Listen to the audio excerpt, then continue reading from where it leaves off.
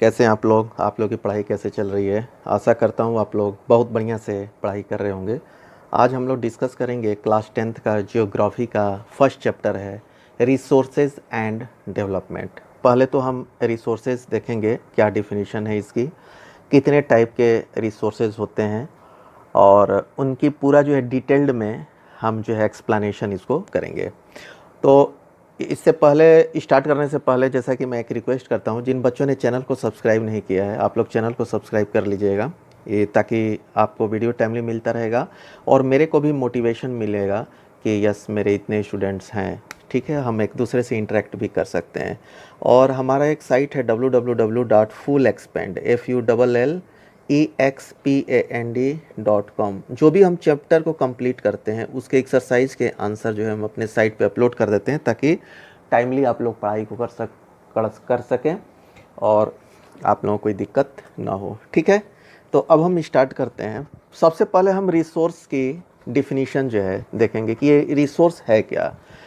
तो नेचर में हम लोग बहुत सारी चीज़ें जो है देखते हैं जिसका हम यूटिलाइज भी करते हैं एज ए फ्यूल में, जैसे हो गया, या और भी जैसे कि रिसोर्सेज हो गए, जैसे कि everything available in our environment which can be used. जैसे जो भी इन्वायरमेंट में अवेलेबल है which can be used to satisfy our needs, जो हमारी रिक्वायरमेंट है उसको वो पूरा करता है, provided it is technologically accessible. और जो है वो कैसे, बहुत सारी चीज़ें ऐसी हैं कि जो हम टेक्नोलॉजी का यूज करके उसको एक्सेस कर पाते हैं, लेकिन बहुत सारी चीज़ें ऐसी भी हैं जो कि टेक्नोलॉजी के यूज़ करने पर भी हम उसको एक्सेस नहीं कर सकते, but still they are resources. हम आगे उसको देखेंगे। इकोनॉमिकली फिजिबल मतलब कि वो जो है थोड़ा सस्ता हो, एवरीवन कैन अप्रोच मतलब सबको जो है वो मिल जाए, एंड कल्चरली एक्सेप्टेबल। कल्चरली क्या होता है कि हमारा इंडिया जो है, जैसा कि आप लोग जानते हैं, कल्चरल रिच पीपल यहाँ पे रहते हैं, ठीक है। तो वो कल्चर के अगेंस्ट में नहीं होना चाहिए। Can be term as resources, इसको ही हम क्या बोलते हैं, रिसोर्सेज बोलते हैं। तो जब ये आप लोगों को क्लियर समझ में आ जाएगा तो आराम से डिफिनीशन लिख सकते हैं। तो everything available in our environment which can be used to satisfy our needs provided it is technologically accessible, economically feasible and culturally acceptable can be termed as resources, ठीक है। अब इसके बाद हम देखते हैं कि the process of transformation of things available in our environment involves an interactive relationship between nature. तो जब भी ये किसी भी चीज़ का हम ट्रांसफॉर्मेशन करते हैं, मतलब कि उसको हम बदलते हैं, ठीक है, तो ये एक इंटरेक्टिव रिलेशनशिप बिटवीन नेचर है, ठीक है। अब कैसे है हम भी देखते हैं, जैसे कि ये आपका नेचर और टेक्नोलॉजी एंड इंस्टीट्यूशन।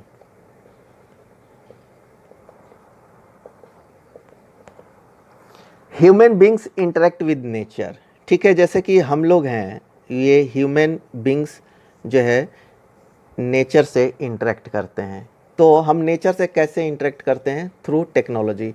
कुछ तो चीज़ें ऐसे हैं कि डायरेक्ट जो है हम नेचर से इंटरेक्ट करके उसको एज ए रिसोर्सेज यूटिलाइज कर सकते हैं, जैसे कि वुड हो गया, ठीक है। लकड़ी जो है, अगर हम बहुत पीछे चले जाएं 20 साल 25 साल पहले, तो पहले जो है ये लकड़ी, कोयला, ये सब जो है हमारा ईंधन का जो है बहुत बड़ा सोर्स था, इसी पे खाना वाना बनता था, ठीक है। लेकिन जैसे हमारे पास टेक्नोलॉजी आई तो फिर हमने जो है गैसेस का भी जो है यूटिलाइजेशन स्टार्ट किया और मास लेवल पे बहुत बड़ी मात्रा में जो है गैस को हम अभी यूटिलाइज करते हैं एलपीजी के तौर पे। तो ये जो है ह्यूमन जो है नेचर को अप्रोच करता है through technology and create institution to accelerate their economic development. और जो है ये टेक्नोलॉजी एक इंस्टीट्यूशन क्रिएट करते हैं जिसमें कि एक ऑर्गेनाइज्ड मैनर में जो है आपके साइंटिस्ट होते हैं, जो भी टेक्नोलॉजीज होती हैं उसका यूटिलाइज प्रॉपर वे में, ऑर्गेनाइज्ड वे में करके जो है जो भी रिसोर्सेज होता है उसको हम उस रिसोर्सेज को यूटिलाइज करते हैं, ठीक है। अब जो है, क्या आप ये समझते हैं, do you think that resources are free gift of the nature? No, it is not free gift. Resources are function of human activities. जो हम लोग जो है ये फ्री गिफ्ट एक्चुअली नेचर ने नहीं दिया है, लेकिन ये ह्यूमन जो है उसको जो है उस एक्टिविटीज़ को जो है करते हैं। जैसे कि human being themselves are essential component of resources. हम लोग खुद जो है ह्यूमन बींग्स जो है एक मेन जो है नेचर के रिसोर्सेज हैं। They transform material available in our environment into resources and use them. तो हम लोग क्या करते हैं, जैसे कि एक आयल का अगर एग्जांपल लेते हैं तो आयल जो है जो हम यूटिलाइज करते हैं उस फॉर्म में नहीं होता है, ठीक है, ये जो है इम्प्योर होता है, ठीक है, इम्प्योर होता है। तो इसको थ्रू इंस्टीट्यूशन जैसे कि रिफाइनरी वगैरह हो गई, वहाँ पे टेक्नोलॉजी का हम यूटिलाइज करके उस रिफाइनरी में इस जो है इम्प्योर्ड ऑयल को जो है प्योर करते हैं फॉर द फाइनल कंजप्शन, ठीक है। तो इस प्रकार से हम ये देखते हैं कि ह्यूमन नेचर का नेचर टेक्नोलॉजी एंड इंस्टीट्यूशन से एक जो है इंटर रिलेशन होता है, ठीक है। आई थिंक ये आप लोगों को क्लियर हो गया होगा। अब हम देखेंगे टाइप्स। अब इसको जो है हम कितने टाइप्स में डिवाइड कर सकते हैं, क्लासिफिकेशन ऑफ रिसोर्सेज, ठीक है। क्लासिफिकेशन ऑफ रिसोर्सेज को हम कितने टाइप में डिवाइड कर सकते हैं। तो पहला है on the basis of origin. ये ध्यान से आप लोगों को देखना है। On the basis of origin मतलब कहाँ से उसकी शुरुआत होती है, ठीक है। तो एक होता है बायोटिक एंड अबायोटिक। एक एक डिटेल में हम लोग अभी देखेंगे, पहले हम टाइप्स देख लेते हैं। बायोटिक एंड अबायोटिक होता है on the basis of origin, ठीक है। दूसरा पॉइंट है on the basis of exhaustibility. On the basis of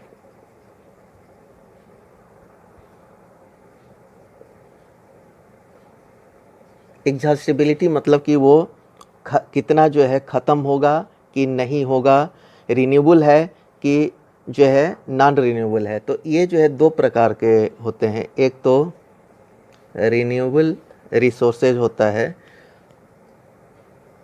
and दूसरा जो है नॉन रिन्यूएबल,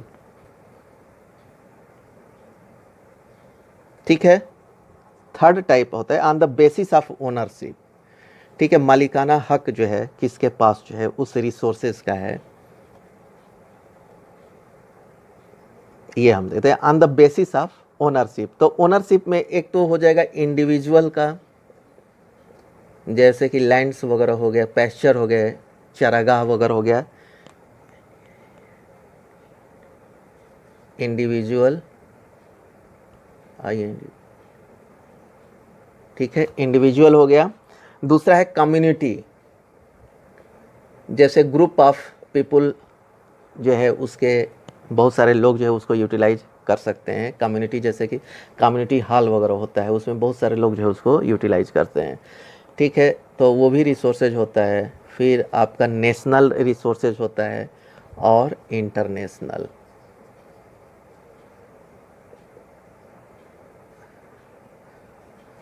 चौथा है आपका on the basis of status of development, ठीक है,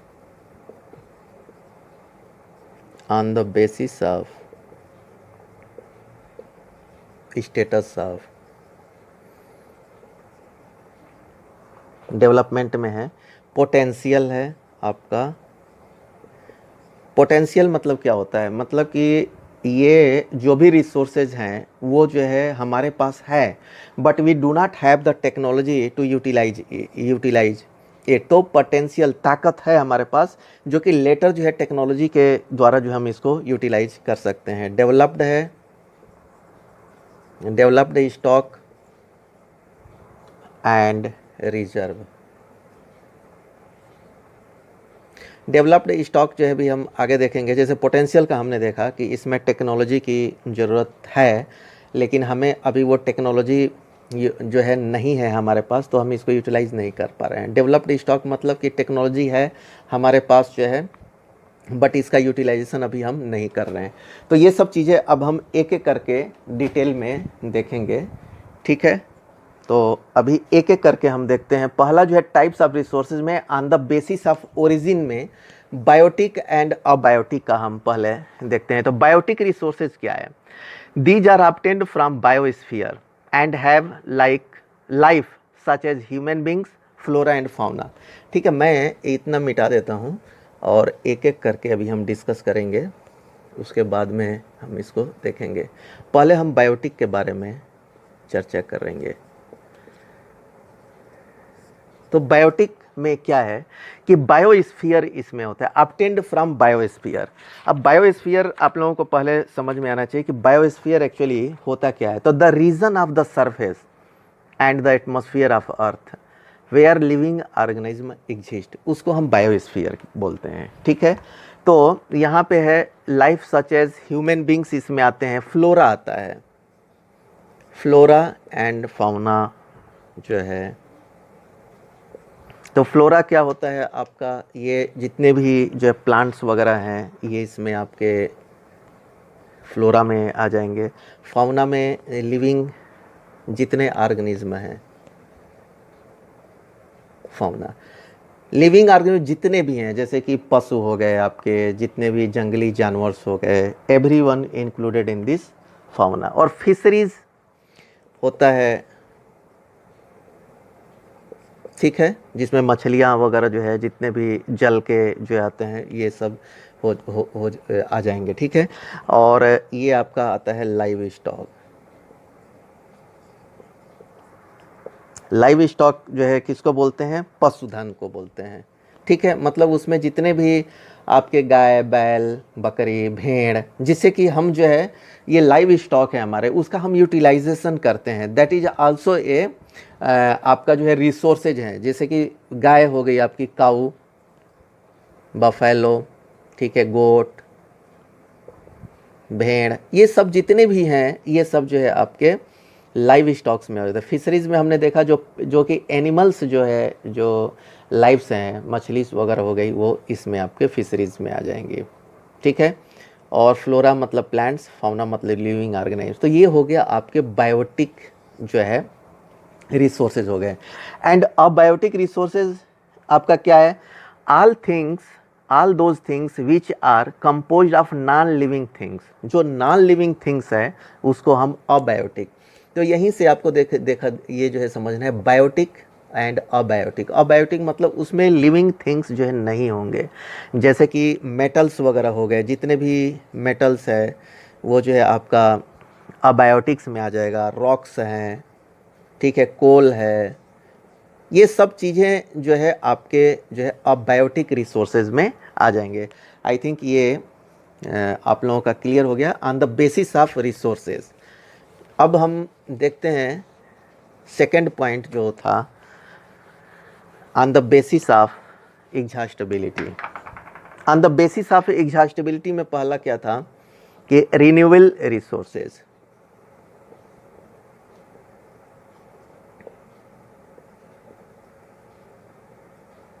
एक एक करके हम देखेंगे। रिन्यूएबल रिसोर्सेज क्या है, the resources which can B renewed, ठीक है, रिन्यूड और रिप्रोड्यूस, उसको हम दोबारा जो है रिप्रोड्यूस कर सकते हैं, दोबारा उसको हम उत्पन्न कर सकते हैं। ठीक है, कैसे, बाय फिजिकल, केमिकल और मैकेनिकल प्रोसेस।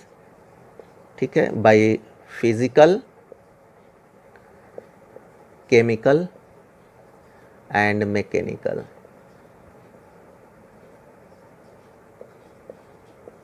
प्रोसेस है, तो इसको हम जो है रिन्यूएबल रिसोर्सेज बोलते हैं। These are called the renewable resources. और जो है आर रिप्लेनिसेबल रिसोर्सेज, इसको रिप्लेनिसेबल रिसोर्सेज इसलिए बोलते हैं कि इसको रिप्लेस हम कर सकते हैं। एग्जाम्पल्स में क्या है ये इंपॉर्टेंट है आपको देखना है, जैसे कि सोलर हो गया, ठीक है, सूर्य से जितनी भी हमें एनर्जी मिलती है उसको हम जो है फिर रिन्यू, अगले दिन जो है फिर हमें मिलेगा, that is the renewable resources. And wind, ठीक है, विंड एनर्जी आपका, वाटर हो गया, फॉरेस्ट हो गया एंड वाइल्ड लाइफ हो गया। ये सब जो है आपके रिन्यूएबल रिसोर्सेज में आ जाएंगे। Solar and wind energy, solar energy, wind energy, water, forest and wild life, ये सब जो है आपके रिन्यूएबल रिसोर्सेज में आ जाएंगे। ठीक है, अब रिन्यूएबल रिसोर्सेज को भी जो है हम दो टाइप में जो है डिवाइड करते हैं, ठीक है, इनटू कंटिन्यूअस और फ्लो। ठीक है, यहाँ पे रिन्यूएबल रिसोर्सेज अगर है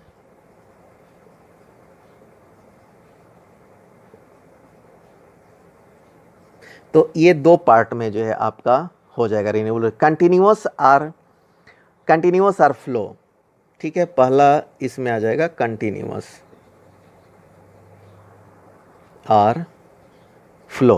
तो इसमें क्या आ जाएगा, कंटिन्यूअस और फ्लो में क्या होता है आपका, विंड हो गया, वाटर हो गया।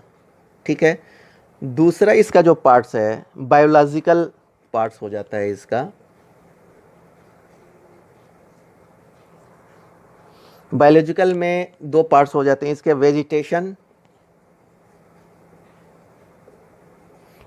में क्या आ जाएगा, फॉरेस्ट वगैरह जो है आपका वेजिटेशन में आ जाएगा, और दूसरे पार्ट में जो है आपका वाइल्ड लाइफ आ जाएगा। ठीक है, तो यहाँ पे ये देखना है, ये रिन्यूएबल रिसोर्सेज को फर्दर हमने जो है डिवाइड कर दिया दो पार्ट में, एक तो कंटिन्यूअस और फ्लो जैसे कि विंड और वाटर, और दूसरा बायोलॉजिकल में दो पार्ट है, एक तो वेजिटेशन हो गया जैसे कि आप इसको जो है फ्लोरा भी बोल सकते हैं, एंड ये फाउना। ठीक है, मतलब कि वेजिटेशन में पूरे फॉरेस्ट वगैरह जितने या प्लांट्स वगैरह आ गए ये हो जाएंगे, और दूसरा जो है वाइल्ड लाइफ हो जाएगा। ठीक है, तो इस प्रकार से जो है ये रिन्यूएबल रिसोर्सेज का हमने एग्जांपल्स देख लिया। अब जो है नॉन रिन्यूएबल रिसोर्सेज हम देखते हैं। नॉन रिन्यूएबल रिसोर्सेज क्या होते हैं, तो रिन्यूएबल रिसोर्सेज में हमने ये देखा कि इस रिसोर्सेज को हम फिर रिन्यू कर सकते हैं by the process of physical, chemical and mechanical, मतलब उसको फिर हम दोबारा जो है पा सकते हैं। ठीक है, और नॉन रिन्यूएबल रिसोर्सेज क्या है, दीज आकर over a very long geological time. और नॉन रिन्यूएबल जो रिसोर्सेज हैं इसको उत्पन्न होने में जो है बहुत ज़्यादा जो है टाइम लगता है, जैसे कि आपका मिनरल्स हो गए एंड फॉसिल फ्यूल्स हो गया। मिनरल्स एंड फॉसिल फ्यूल्स को बनने में जो है बहुत ज़्यादा जो है टाइम लगता है। These resources take millions of years, मतलब जो है बहुत सारे साल जो है इसमें लग जाते हैं in their formation. Some of the resources like metals, जैसे कि कुछ जो है आपके मेटल हैं, and some like fossil fuels. अब ये देखिए, अब मेटल्स में इसमें भी दो पार्ट होता है कि एक तो होता है रिसाइकिल, जैसे कि आपने मेटल को जो है निकाल लिया तो फिर जो है वहाँ पे जो है मेटल जो है उत्पन्न हो जाता है, तो रिसाइकिल जो है उसका हो जाता है। और कुछ फ्यूल्स होते हैं जैसे कि फॉसिल फ्यूल्स हो गया, ये जो है कैनॉट बी रिसाइकिल्ड। ठीक है, ये जो है रिसाइकिल्ड नहीं होते हैं, और एग्जॉस्ट ये जो है हो जाते हैं, and exhaust with their use, और ये जैसे जैसे हम यूज़ करेंगे तो ये जो है ख़त्म होता चला जाएगा। ठीक है, तो इसमें बेसिकली आपको ये समझना है कि non renewable resources are that resources which cannot be replaced. ठीक है, वो जो है रिप्लेस नहीं होंगे, और उनके जो स्टॉक होगा वो धीरे धीरे हम यूटिलाइज कर देंगे तो वो स्टॉक ख़त्म होता जाएगा। ठीक है, ये जो है क्लियर कट होना चाहिए। वेयर एज रिन्यूएबल में क्या है कि उसको हम दोबारा जो है पा सकते हैं। ठीक है, तो ये तो on the basis of exhaustibility जो है हम देख लिया। अब on the basis of ownership जो है अब देखेंगे इसमें। On the basis of ownership जैसा कि हमने देखा था,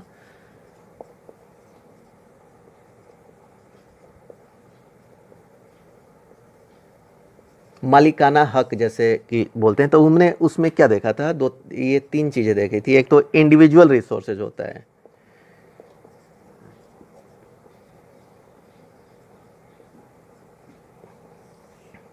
इंडिविजुअल रिसोर्सेज क्या है, इसमें जो है एक किसी इंडिविजुअल का या प्राइवेट आदमी का जो है उस पर मालिकाना हक होता है। ठीक है, जैसे कि फार्मर्स हो गए,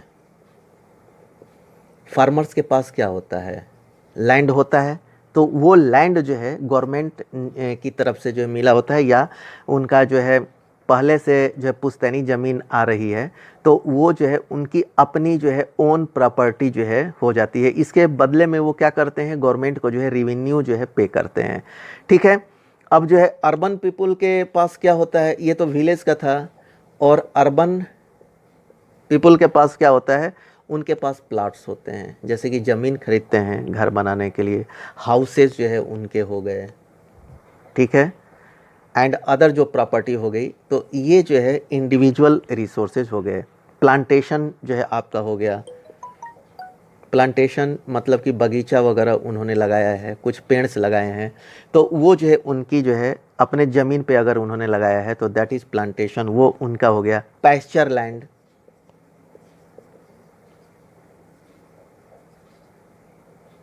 पैस्चर लैंड क्या होता है, पैस्चर लैंड मतलब कि कुछ ऐसी जगह होती है जो कि चारवाहे के लिए, जो कि गाय के लिए या जो है लाइव स्टॉक्स हैं उनके जो है चरने के लिए, उनके घास वगैरह जो है वहाँ पे स्पेशली जो है उन्हीं के लिए वो लैंड होता है, उसको हम चारागाह बोलते हैं, पैस्चर लैंड बोलते हैं।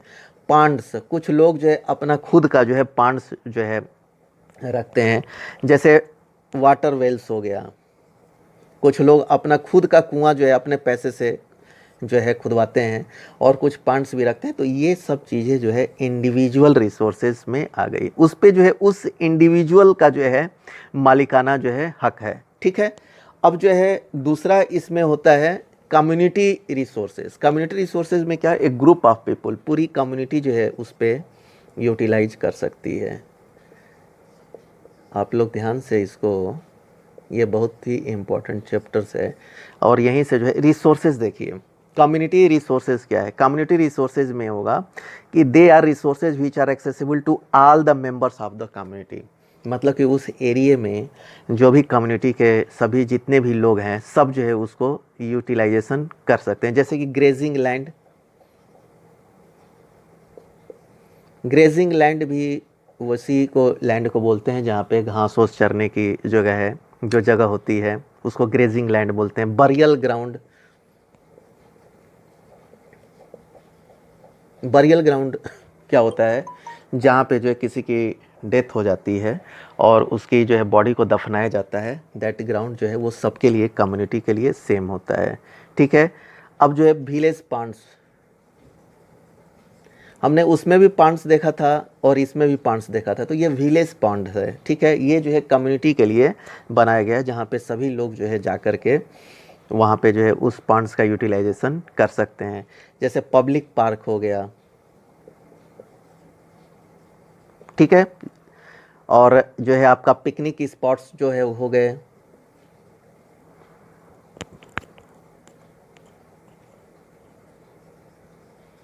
पिकनिक स्पॉट्स हो गए, प्लेग्राउंड हो गया। तो ये सब चीज़ें जो है कम्युनिटी रिसोर्सेज हो गए, ये आपको ध्यान देने की ज़रूरत है। मतलब इस पे सबका अधिकार है, कोई एक आदमी आकर के ये नहीं बोल सकता है कि जो है इस पे मेरा अधिकार है, उस पे सबका अधिकार है। ठीक है, ये जो चीज़ें हमने डिस्कस किया उस पे जो है सबका अधिकार है। ठीक है, अब तीसरा जो है एक नेशनल रिसोर्सेज होता है और दूसरा जो है इंटरनेशनल रिसोर्सेज, इसको भी हम एक बार देख लेते हैं।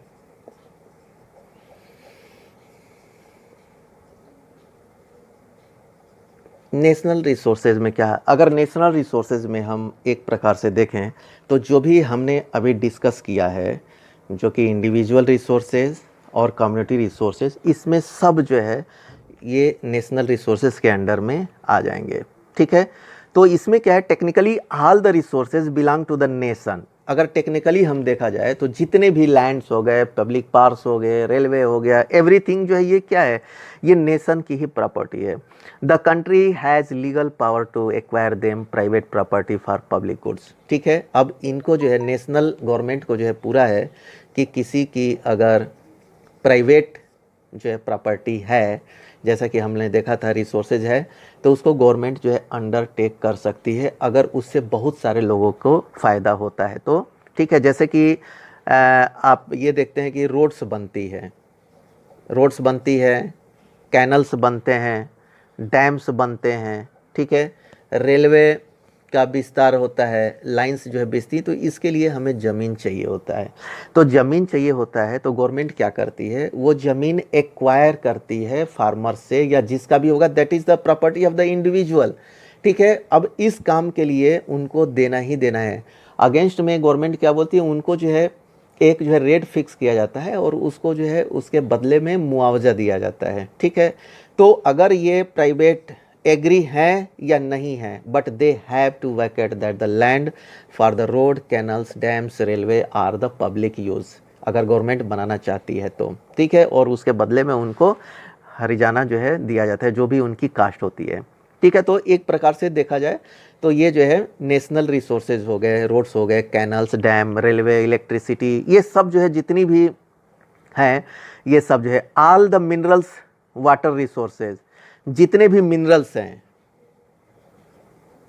मिनरल्स रिसोर्सेज हैं, वो नेशन का है। वाटर रिसोर्सेज हैं, वो भी जो है नेशन का है। ठीक है, वाइल्ड लाइफ हैं, फॉरेस्ट हैं, वाइल्ड लाइफ है, ये सब जो है नेशनल रिसोर्सेज हैं।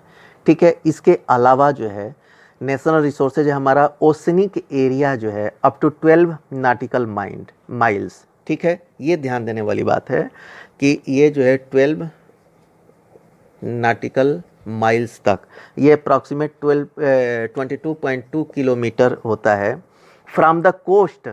ये जो कोस्ट है, जो भी कोस्टल एरिया है हमारे, वहाँ से जो है 22.2 किलोमीटर तक जो है टेरिटोरियल जो वाटर रिसोर्सेज है, ठीक है, वो जो है हमारे नेशन के जो है रिसोर्सेज हो जाते हैं। ये ध्यान रखना है, जो भी कोस्टल एरियाज हैं हमारे, ठीक है, जो समुद्र के पास जो है जो भी एरिया है, वहाँ से जो है 22.2 किलोमीटर तक, यानी कि 20 नॉटिकल माइल्स तक के जो पेरीफेरी में जो भी हमारे रिसोर्सेज होंगे, जो हमारे नेशन रिसोर्सेज होंगे। ठीक है, अब जो है हम इंटरनेशनल रिसोर्सेज का भी डिफिनीशन दिया हुआ है, ये भी आप लोगों को जानना ज़रूरी है।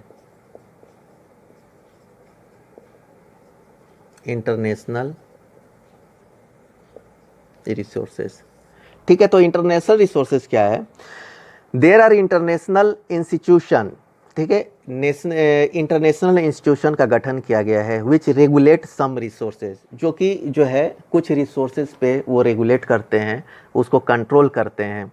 ठीक है, the oceanic resources beyond 200 nautical miles. अब यहाँ पे ये 200 नॉटिकल माइल्स के आगे जो भी एरिया होगा, ठीक है, 200 नॉटिकल माइल्स के आगे जो भी एरिया होगा, उसको एक्सक्लूसिव इकोनॉमिक जोन बोलते हैं।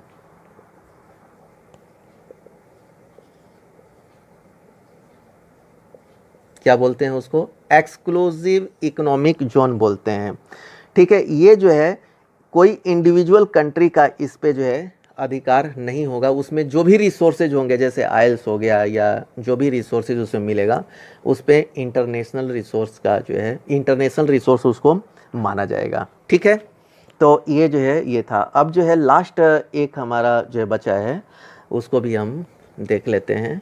ये है on the basis of the status of development. On the basis of the status of development. ठीक है, डेवलपमेंट के बेसिस पे जो है इसको, जैसा कि हमने देखा था पोटेंशियल, पहला क्या था? पोटेंशियल।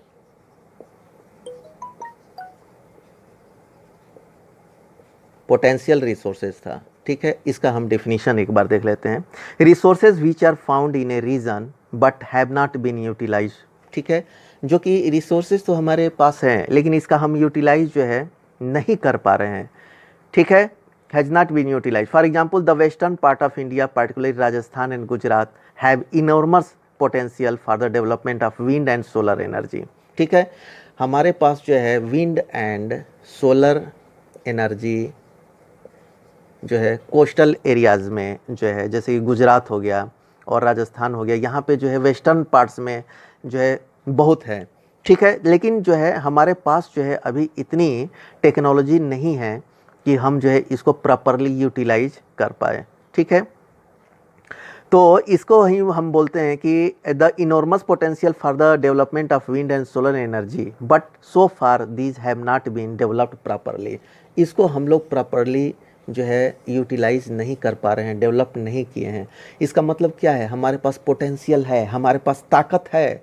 ठीक है, ये जो है रिजर्व जो है, ये रिसोर्सेज हैं हमारे पास, विंड है, सोलर एनर्जी है, लेकिन हम अभी इसको प्रॉपरली या फुली जो है यूटिलाइज नहीं कर पा रहे हैं। ठीक है, दूसरा है डेवलप्ड रिसोर्सेज।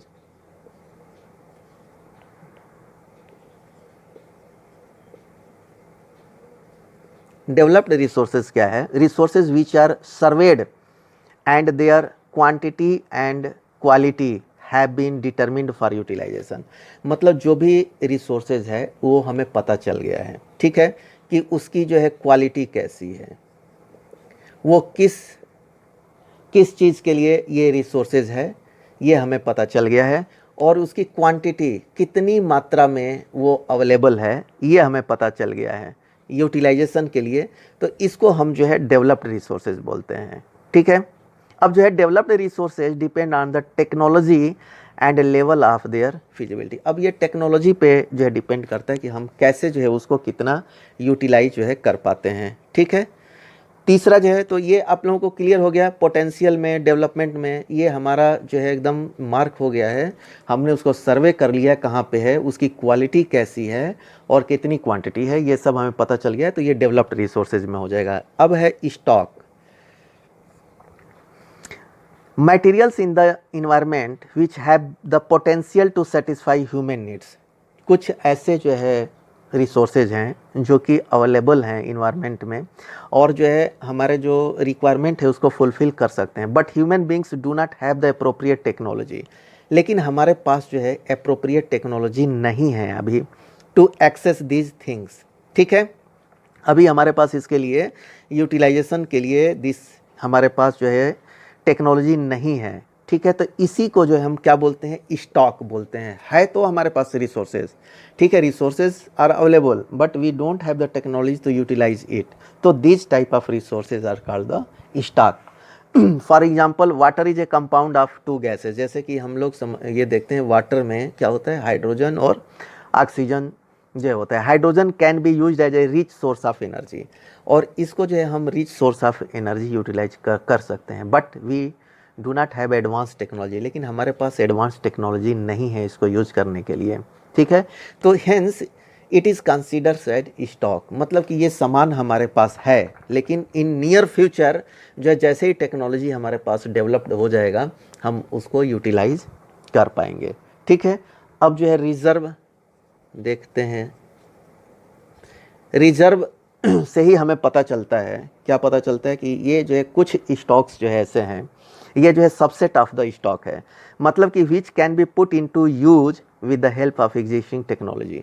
अब जो है ये हम इसको यूज कर सकते हैं, हमारे पास टेक्नोलॉजी भी है, बट जो है अभी हमने इसको स्टार्ट नहीं किया है, अभी हमने यूटिलाइजेशन इसको शुरू नहीं किया है। ये हमने रखा है फ्यूचर के लिए।